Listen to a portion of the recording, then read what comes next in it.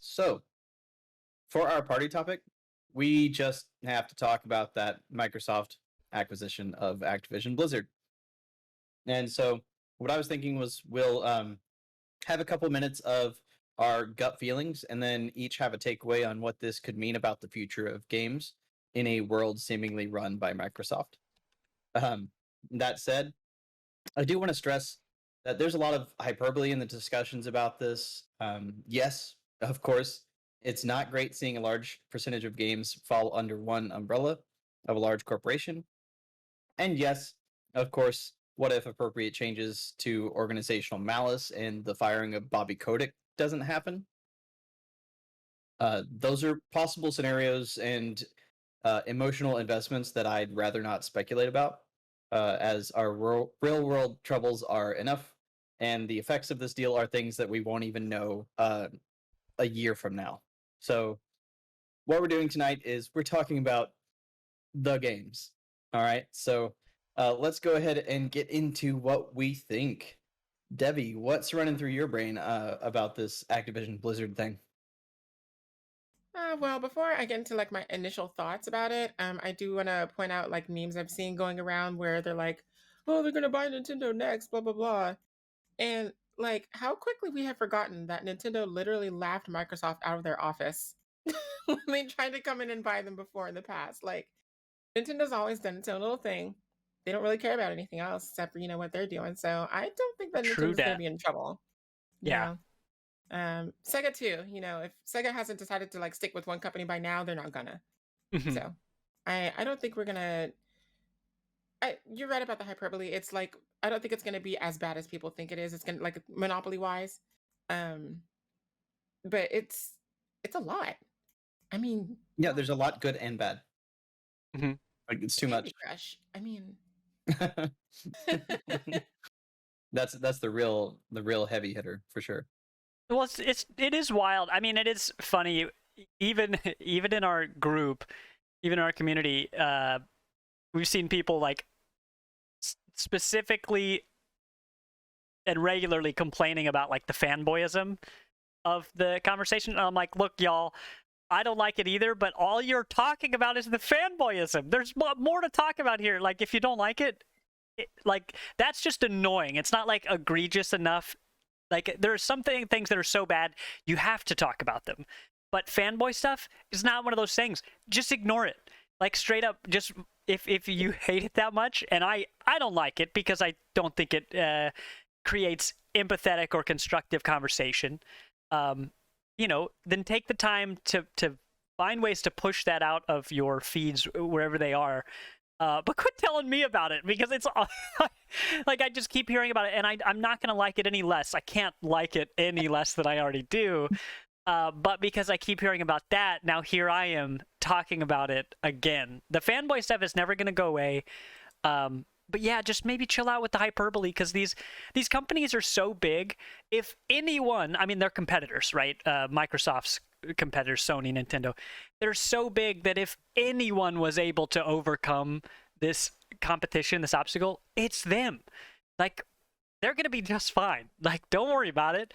Also, they're not your friends. They produce a product that you like. They're not your pals. But anyway, yeah, they're not gonna date you, dude. Like, yeah, Why not? like weirdly defending these companies. I mean, there are plenty of companies I like, but at the end of the day, they're companies. They're not my friends. Even like Devolver, I do sometimes have to remind myself, even like with some of these indie developers, I want to be like Daniel Mullins made Inscription, right? I want to feel like if I met that dude that we would be great pals, right? We would have a beer together and we'd have a great time. And probably that would happen, maybe. I don't know. But he's not my friend. He doesn't know who I am, So I don't know. I just think it's funny when people see kind of the cult of personality stuff where they like something so much that they see that as a part of themselves, where damage, bad news for this thing they like is personal bad news. And not to say that you should be detached from the things that you love, but be healthy about it. yeah, Yeah, it's almost like movie levels of like association and projection. Mm-hmm. But on a corporate level, that's just kind of um but after, that whole tangent, I guess I'll go ahead and talk about this whole thing as far as I'm concerned. But like, I beyond like the crash and the spire and all that stuff, because whenever I think of this, I mainly think about Blizzard. I don't really Mhm. think about Activision. I don't think about like Call of Duty or Spyro or Crash or whatever else they own, because that to me isn't like, it's not Activision. To me, that was just like, oh, that's PlayStation. Oh, that's whatever system they were on. Um, so I'm just going to talk about the Blizzard part and how that impacted me. But before Overwatch became like the big thing, the only way that I had known Blizzard was like way, way back in the past from the Lost Vikings game, which was a lot of fun. And if you haven't played it, I'm not endorsing like an emulator, but like, I also work at a retro arcade. If you guys want to come down and pick one up, I'm sure we have it. I don't know. Anyway, but it plays like Animaniacs if you've ever played that game. But that's the only game I've ever played by Blizzard prior to Overwatch, as far as I know. Like I said, I'm not really good at pinpointing out, studios and whatnot. So, Overwatch was like my big, big, big exposure to Blizzard. Like I wasn't into Diablo. My friends tried to get me into World of Warcraft, but like as y'all know, I don't do subscription models because I'm already financially irresponsible. I don't need any more auto purchases coming out of my account because I know I'm going to forget about it. So I don't do that. I mainly for my like RPG geeks got like into Runes of Magic, which is basically free WoW, but with better plant magic, which is like the way to get me. If y'all want me to play something like an RPG or MMO or anything like that, plant magic. Plant magic, yeah. Plants. So Runes of Magic, which is free, a free alternative to WoW if you want to check that out or whatever. And Guild Wars 2, which was a gift to me back when it was purchasable. Now it's free to play. So I guess I don't really have to worry about that. But back when it first came out, it was like what, $60 or something like that. So I didn't really get into. Yeah. You say what? I think it was, yeah. Yeah. Full price. So I would, I didn't really get into like Warcraft, like the or StarCraft or anything like that. But then Overwatch came out, and I was just like, this is cool. And then I got into like the beta, like how they give away like the drops with the beta keys or whatever. So I got in, like I'm privy to do, on the first day of that, and I was just like, okay, I'll just give it a try. Whatever, it's nice, it's cool, it's whatever. I have a nice computer that can actually play it, so I'll give it a try. And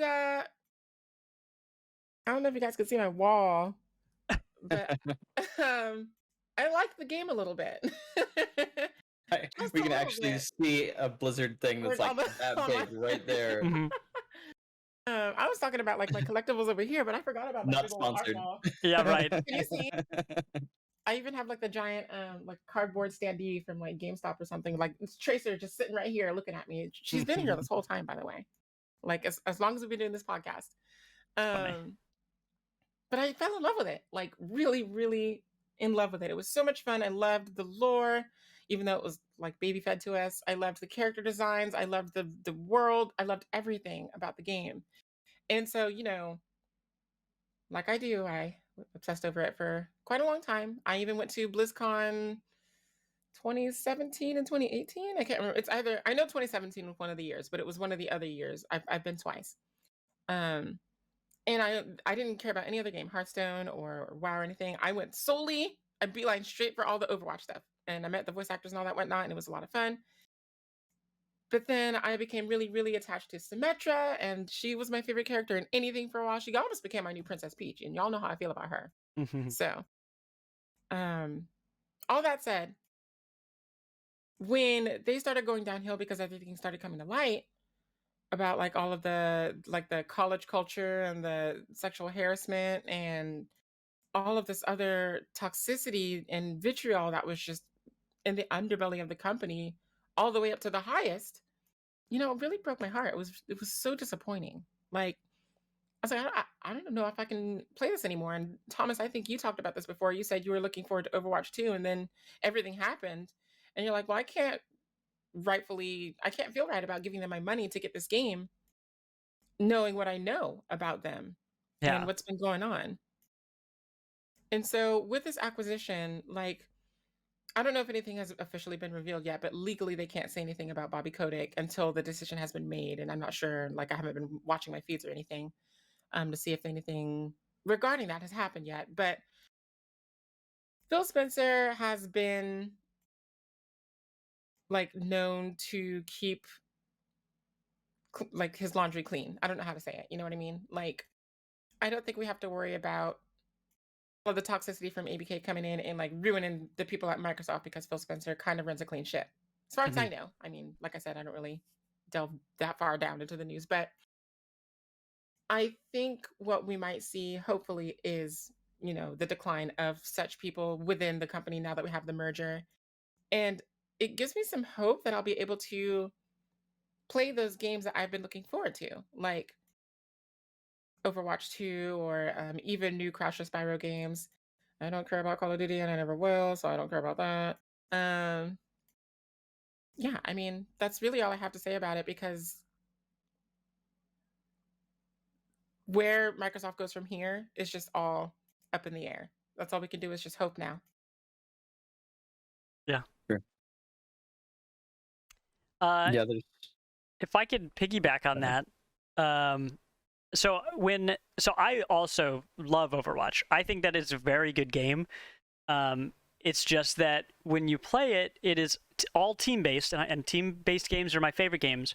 But people are just so very toxic in there, and it's a 6v6 game, so 12 people, and if even one person out of 12 is toxic, the game can be completely ruined for everybody.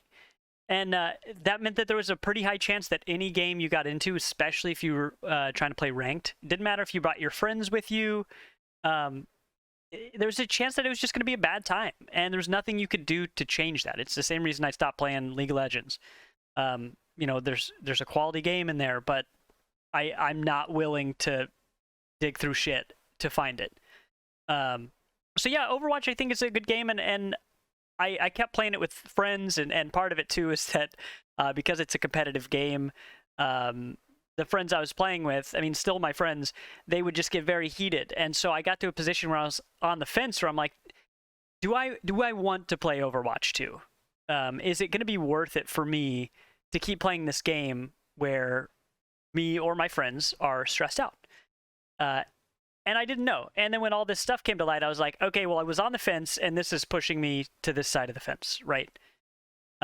So I decided I just wasn't going to get the game, which after quitting Hearthstone, because the game got more and more, I don't know, it was really hard for me to progress, like not even in the competitive mode or anything, without paying money. And it was just getting to the point where it was very frustrating. Like they introduced a bunch of new modes, but if you wanted to have a reasonable amount of fairness, then you had to pay for the battle pass. Like they introduced battle passes to everything, and I don't think battle passes by themselves are bad. I think they're fine. I really liked Apexes when I played that game, but this monetization and all this stuff compounded. So I uninstalled Hearthstone, and then I uninstalled Overwatch, and so for the first time in many years, I don't have a single Blizzard title installed on any of my devices. And I mean, probably since high school, probably since 2007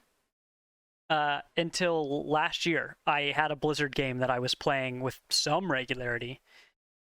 So yeah, it was tough to basically let Blizzard go because I didn't like Diablo 3 either. Loved Diablo 2, did not like Diablo 3. So there was nothing left for me in that company. And if I look at Overwatch 2, and if we're talking about the implications of what this would mean for those games with this acquisition, it seemed like unless Overwatch got a huge boost of new players, which was tough because a lot of Overwatch, as we know it today, is just being carried over into the new games. So like the PvP, which is all of Overwatch 1. All Overwatch that we have now is only PvP. There's like a few minor things where you can fight against robots and stuff. But everything's PvP. And so for the second game to say, hey, all the PvP's free. If you want to pay for the game, you'll get a bunch of other content, though. the question there was, how many people are going to do that? How many people are excited to jump into Overwatch 2 who weren't already playing the original? To bring new blood into it, to have new ideas, and that could go for the development team too.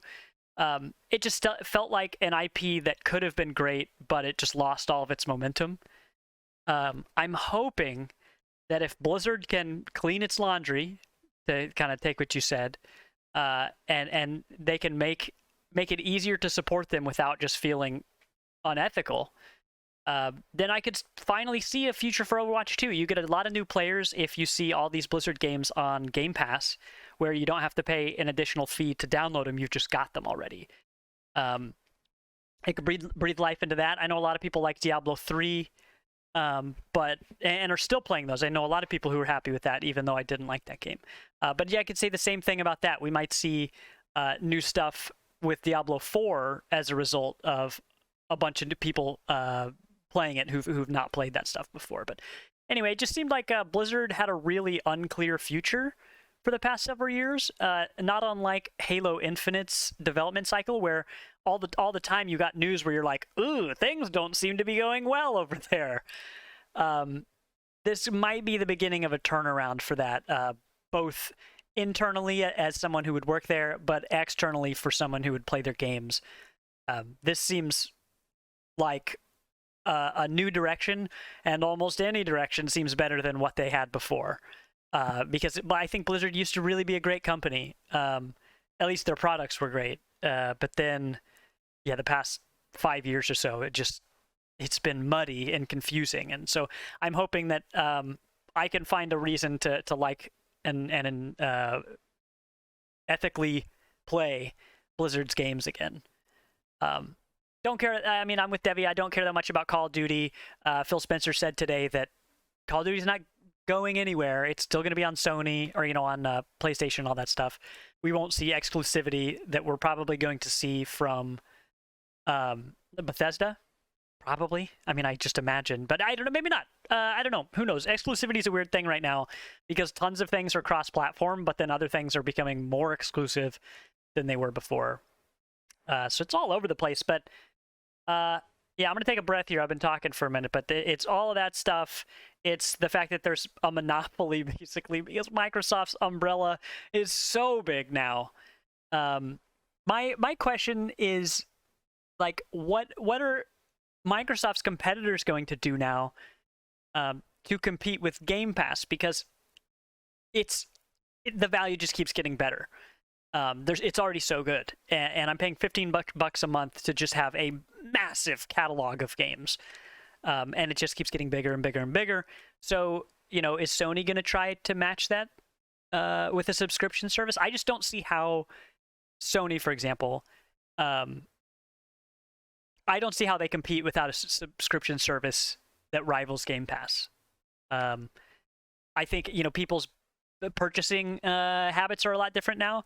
And so who knows? I don't know nothing about business. I'm just a guy who occasionally scrolls through the internet and plays a bunch of games. But yeah, there's just a lot of moving parts, and it seems like Game Pass has more power behind it than ever before. And that's where I think like the Blizzard stuff will be cool, but seeing how this affects subscription competition is going to be interesting. I just don't see how subscriptions aren't going to be the thing for everybody 5 years from now.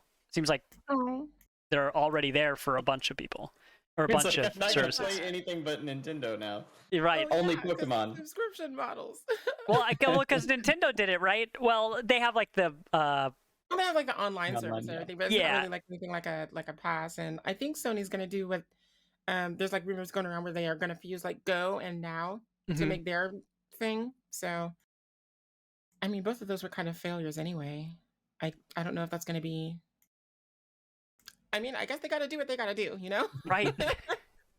I mean, Now is definitely not bad. It still doesn't match the sheer number plus quantity of Game Pass, but yeah, the subscriptions are for sure going to change, and really it just helps the gamers. Like I don't feel like there's any negatives on that end of things. And I'm going to drop some knowledge here in a second, but did you have anything else, Tegan? your side? Not anything that. That's everything that I had that was prepared. Okay. Okay. Well, Wow. that's right. Much like Debbie, I haven't had really a whole lot of Activision Blizzard stuff really since I was a kid. Definitely the Tony Hawk series was my thing for a while, but otherwise, I haven't bought a Call of Duty game since what not Advanced Warfighter, but Advanced something. I forget what they called it. That was like 8 or 9 years ago. Shoot. Advanced Warfare, is that what it was? Right before Infinite Warfare? I think That sounds is a right. game. Yeah. Something like that. I was thinking of the Ghost Recon at the same time. I'm like, what? Yeah, Advanced Warfare. Yeah, because this was Yeah. it was like similar to Titanfall, and just came at a weird spot where I think a lot of people were. Exoskeletons. Okay. Mhm. Yeah. I played the campaign of that, and I probably played like 2 multiplayer games, and that was it. And like that's pretty much where I stopped. The only thing I've got recently from Activision Blizzard would be the Spyro and Crash collections on Switch, because I got them secondhand at GameStop and for stupid cheap. Right. And why not? Right? They're great stuff. So with that, my overall thing that I'm looking forward to is that recovering of lost IPs. Um, there's a ton of them, but specifically, and a couple outlets have talked about them plenty. So I'm not going to get really into them. But StarCraft Ghost, one of the best development hell stories of all time, legendary, mythical StarCraft Ghost, basically Widowmaker from freaking Overwatch has her own game, action adventure. Okay, cool. Wait, she does?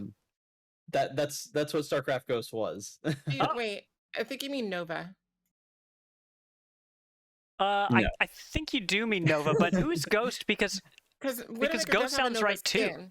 Yeah. So okay, yeah, they called her Skin Nova, whatever. But the game itself was StarCraft Ghost. That was the point. Like the game was supposed to be stealth and sniping, and it had a playable version at some point over the years, and it basically had the development hell length of time that like a Cyberpunk or a Beyond Good and Evil 2 had. And then just never came to fruition. And it feels like 2 or 3 years ago probably would have been a great time, but they haven't been working on it for a long time. It was scrapped forever ago. But that is a game that I think everybody that is familiar with the StarCraft universe would want to have. I just realized today that Geometry Wars became part of their property after it initially released with Project Gotham Racing on Xbox, which is weird. So I thought that was a Microsoft IP. It was at first, and so after Project Gotham Racing, which is another part of it, the same people that made Geometry Wars made Project Gotham Racing, and basically after PGR2 came out, that team went to Activision Blizzard. I don't exactly know why, or it went to Activision, I guess, at the time. And so over time, that team made like Blur down the line, and technically disbanded. But these people are still making games across all kinds of different places. Some of them probably still ended up back in the ecosystem of Activision Blizzard, I'm sure. But my personal most wanted pick would be Hexen, which Phil actually mentioned, I think yesterday on an interview. He's like, yeah, I think I should know this, but Activision Blizzard has Hexen. So, and if you're not familiar with Hexen, it's the sequel to Heretic, which had a billion expansions, and it was basically the greatest competitor to Doom that the early '90s had, and it was fantastic. It was Doom, but in a fantastical setting. It was very it was very cool. Might as well have been like the idea that made Skyrim so popular. The first person spellcasting in Heretic was so legit. It was really cool, and I highly stress that anybody that's not familiar with Heretic or Hexen, look that ish up, because it's super fun. I played way too much of that as a kid, when I shouldn't have. But it was one of those dark fantasy FPSs that was way ahead of its time. And so with that, bringing back any of these IPs is just such a really great option. Like, we obviously still live in a world of remakes and remasters, but at some point, if you're just going to keep going back to the same things, like, breathe new life into something that we haven't seen in a long time, right? That's really what I look forward to most. But with that said, the number one thing that I took away from the acquisition itself, because I do know a few things about business, and the company that I work for as a day job is actually being acquired, and it's been 4 months. And the thing to note here is that Activision Blizzard has just about 10,000 employees, and it's already been shown that part of the whole acquisition itself, nothing is going to really change until probably middle of next year. And in my own business, uh, which is like less than 100 employees, 4 months in, everybody's still like, what the hell's going on? Like, nobody knows how to do all these organizational things to get, these teams over here to mingle with these teams, and how everything's going to be put together. So with 10,000 employees, there's just no way Yeah, that's a lot to of get people. that done quickly. And so the fun information to know here. So Xbox in itself, not talking about Microsoft, because Microsoft I think is like 80,000 or something. Xbox division itself is over 6,000 employees just in North America. Okay, and approximately 6,500 were actually 6,500 were between Xbox Game Studios and ZeniMax. Activision Blizzard. Sorry. Okay, I'm looking at my stats and I'm still getting it wrong. 6,000 employees at Xbox Game Studios and ZeniMax, with the Activision Blizzard's 9,800.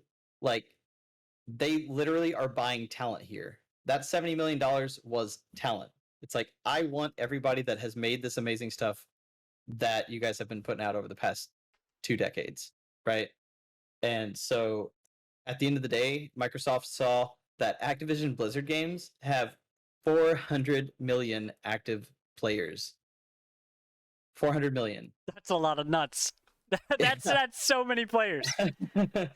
And that's roughly 4 times the amount that Xbox ecosystem has. Like, you don't get that opportunity. How do you just buy that many active participants in a product? With cash, apparently. And yeah, with straight cash, Money, like no stock lots of options money. or anything. Yeah. And so if Game Pass is currently at 25 million, and you just bought in the potential for all these other customers, like, that was a really sweet deal, even though apparently stock wise it was a little bit more than they technically should have paid. But at the end of the day, that's the stuff that Xbox is looking at. They're looking at this potential player base that, of course, some of that 400 million have been playing on Xbox and whatever, but not all that number. It's just wild thinking about how the numbers do come together, and that the number of people that they have bought with this acquisition. For example, Mojang, so the makers of Minecraft, alone has 700 employees. So if it takes 700 employees to run something as big as Minecraft, like, and you're buying 10,000 employees for Blizzard, the possibilities are legitimately endless at this point with the talent that they are bringing in at this time. So, I mean, there's almost nowhere to go but up as far as the game quality, So that's got me really excited in that point of view. Just like you guys said, I'm really hoping that they can figure some shit out when it comes to actually treating employees well, and not harassing, and not having these horrible hiring firing practices, along with ungodly amounts of harassment. One note that I did see today on Twitter was that apparently Activision Blizzard bought out Disneyland for today, so they could give everybody a nice little holiday party. That's kind of cool. Yeah. They literally nobody in public is going to be there. Like, how do you just buy Disneyland for a day? That's so nuts to me. So it's really exciting to see what could happen here. Obviously, all the governmental stuff is just it's going to happen regardless. There's nothing that we're going to be able to do about it. We can talk about it. We can call our senators, and then they're going to do nothing, right? So there's really not a whole lot stopping this acquisition. So just looking forward to the gaming side of things and how things can come together. The potential is really exciting. So, I'm not really sure if anybody noticed me like freaking out earlier. But I just realized that Transformers War for Cybertron is a Blizzard Activision game. Oh, yeah, I didn't know have that. been waiting for a remaster of that game since it died on Xbox 360. And this acquisition, we're talking about bringing back dead IPs. I need some water. Hold on, wait. Y'all, I hope this happens. I just really need this in my life, like right now, please. If there's anything good that can come from this acquisition, it has to be that. Like, right? Bring back some, like, revive Crackdown or whatever, because Crackdown 3 was like, whatever, okay, it's fine. But War for Cybertron, please. Please, that's all I want. That's all I want from this. Lord Crumb's in chat just freaking out with you, so yeah, I mean, no, I understand. So good. That one has extra IP bullshit to worry about, so that's definitely they gave it something to Michael think Bay. about. I'm sure they'll be fine with Microsoft. That's true. Other than that, I do have a little bit of last words for another topic, but does anybody have anything else on Activision Blizzard? Nope. No. All right. I think we've said all we can say about that. Really, it's definitely exciting. There's good and bad, lots of wild speculation, but hopefully, maybe since we're so dependent on nostalgia, some of this good stuff will still come back around. My last words will be about Wishlist Wednesday, because I can't talk. We started a thing on Twitter for Wishlist Wednesday, and I think one of the things that we'll do with that is actually on a monthly basis, perhaps. We'll bring together some of the demos and the things that we've wishlisted that these small-time developers have actually requested that we look at and wishlist on Steam. I think we'll play a few of those games and talk about them sometime on stream or maybe some pre-recorded content, and get you guys a little bit more excited about some of these like super indie games, things that we wouldn't have heard about unless we had some random Twitter follower send us a message or something. So yeah, definitely keep up with our Wishlist Wednesday, because the first post that we did yesterday was a hit. We got a ton of retweets, a ton of likes, and people talking about some of their indie titles that really look exciting. And it's really funny seeing how things are going. One of them was pretty much a Sable homage. One of them was a Death's Door type game, and it's just really wild to see how many very recent hits are just immediately spawning these clones and these homages. Because I don't want to just say clones, because I'm sure plenty of them have great depth and difference in their own ways. But no. But I mean, Sable was mostly two guys, right? So if we can help a single developer that's doing literally everything on their own, and just want somebody to see what they're doing, then we'll help them out the best we can. So definitely keep an eye out on those posts every Wednesday, and perhaps in some longer form content. But anybody else have anything else? Project Zomboid can play. Oh, go ahead. No, that's it. No, that's the whole statement. Project Zomboid dedicated server can play. There you go. Debbie, what you got? My game time was apparently erroneous for Shining Pearl. So in the actual game, that's what the time is, 45, Oh no. whatever I said. But on the Switch system, it has a different game time. And I don't know how it determines what it considers game time, but its game time, as opposed to the 480, whatever I said earlier, is 525 hours. Oh my god. So So closer to 4 weeks. Out Great, of great. 6 weeks. I'm about to Lol. add more. I'm about to add more after this. So That's a whole lot. Oh man. But I mean, Aw. Tegan might have a good quarter of that in Zomboid, so Yeah, put I mean- a lot of time in there. Learning how to play. There's a lot to learn in there, that's for sure. Well, if Yeah, you but- don't do anything, don't read, y'all. Yeah, You don't read in this country. Don't read in a car. You'll you might get car sick. That's Also, right. zombies might get you. So this has been the Party Invite podcast, everybody. Thank you so much for listening, watching, or joining us in the live chat on Twitch. And here's your weekly reminder to find more of our content as well as our community by going to www.partyinvite.games. I've been Vilos, and I love Game Pass. Hey. Bye.